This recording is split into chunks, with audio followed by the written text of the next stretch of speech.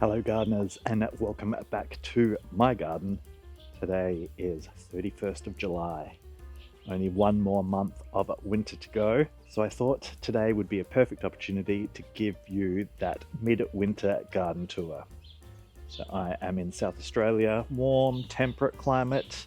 We've had a fairly, I'd say, mild-ish winter, although the last few weeks it has been pretty cold and rainy. But I thought it would be a perfect opportunity to show you what I've currently got growing in my garden. Let's get into it. If you are new here, this is my veggie patch. It is laid out in a pretty, I guess, a standard fashion. I have 3 rectangular beds on this side, plus 2 large round beds at the back. And on this side, I have 4 rectangular beds.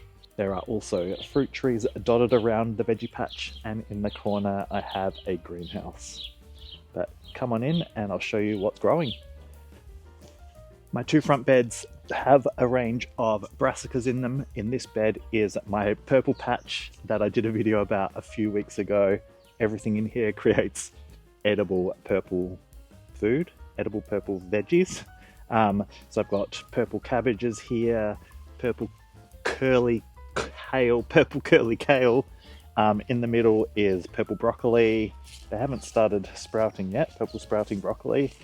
And I've got a purple cauliflower on the other side, which I need to pick because it is ready for picking. And I think that is it in here. There is some pansies, some purple pansies growing. And now I can actually see a lot of self-sown cosmos are popping up. There's also a lot of self-sown tomatoes because this was my tomato bed last season. So tomato seedlings have started popping up everywhere. But over on this bed, we have more broccoli. This is a whole bed of Romanesco broccoli or cauliflower. Some people call it cauliflower, some people call it broccoli. I did put them in a little bit later, so they are still quite small. Oh, actually, there's a tiny little floret appearing on that one. But nothing else I can see at the moment, so hopefully they still get a little bit bigger and grow those nice geometric shaped florets. And I've got some sorrel growing in the middle as well. I got these for $2, I reckon it was, the punnet, because they looked a little bit sad, but they are coming along nicely. This is some calendula, hasn't started flowering yet. Now onto these middle 2 beds. This one is going gangbusters. I have my snow peas growing up the middle and they are all flowering. I haven't seen any actual peas as yet, but hopefully they will be appearing soon. I have got some Paris market carrots, which have a nice big tops to them, but I haven't picked any yet. Not sure that they're quite ready. And in the middle, I sowed a row of lettuces. They all need to come out because I think they are looking a little bit leggy. The chickens might be getting a little lettuce feast soon enough. And on the end here is a wongbok cabbage, which is forming its nice shaped head at the moment. And if we back right up to this bed, we have my capsicum, which is holding on for dear life and fruiting, but I'm hoping it's going to survive the next month or so before it starts really warming up again. We've got some nasturtiums. I did sow some other peas in here. Can't remember the variety. They have popped up, but it might be a little bit too late for them, so we'll see how they go. On the other side, here we have a whole bunch of broad beans that are doing really well and flowering at the moment. There's some kale at the front, some calendula, and I've got a purplicious broccoli at this end. Back over to my other bed on the other side of the snow peas, we have, I think this is just a random broccoli that I had spare and I just threw it in. It's doing all right. But some baby cabbages, which are forming nice little tight heads at the moment. And in the middle behind the cabbages, I have some what is it? Beetroot growing, which are looking good.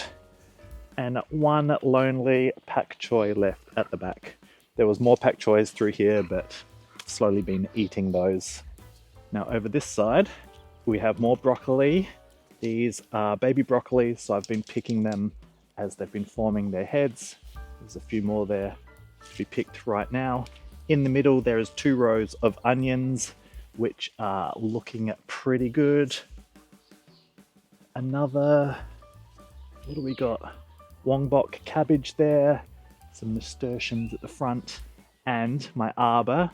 I've started growing some sweet peas. They have started to flower, so I'm picking them straight away, which will help promote more flowering. Now this bed opposite is my garlic bed. I've got Festival, Elephant Garlic, and Dynamite Purple, so 3 different varieties. They are all doing well. They do have some yellowing to the leaves, which I hope is not rust, because garlic can be susceptible to some rust, and that'll just ruin your crops. So we'll see how they go. There's calendula. This is coriander. Yes, coriander.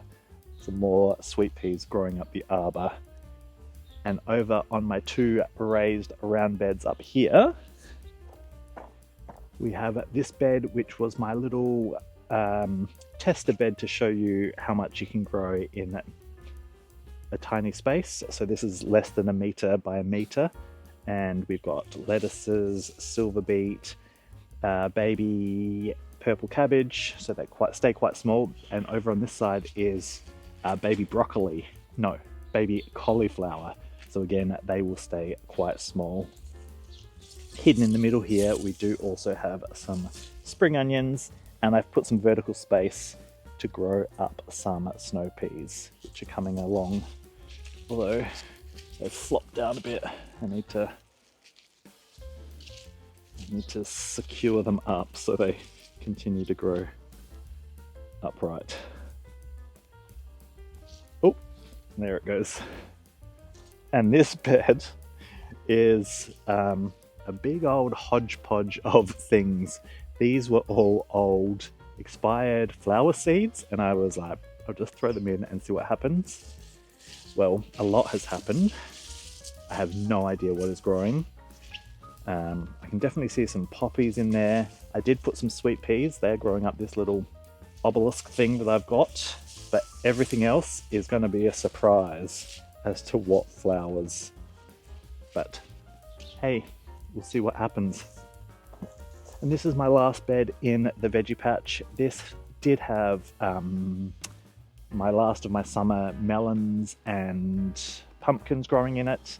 I've pulled those out, so it has sort of been just sitting empty, although I did grow potatoes in here last year, and as you can see, some potatoes that I may not have pulled out have started sprouting. I was also going to use this bed again for potatoes this season, but I'm tossing up whether to use this bed for potatoes or to actually try and do it in pots.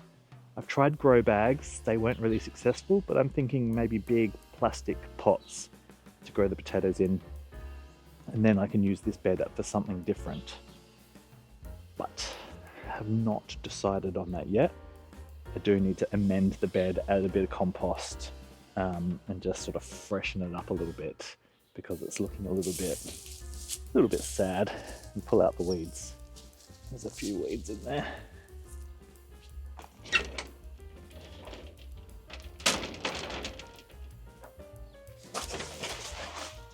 And then of course we have my greenhouse, which is nice and warm at the moment. It's 25 degrees in here. We've got some tomatoes, my winter tomatoes growing, which I need to pick.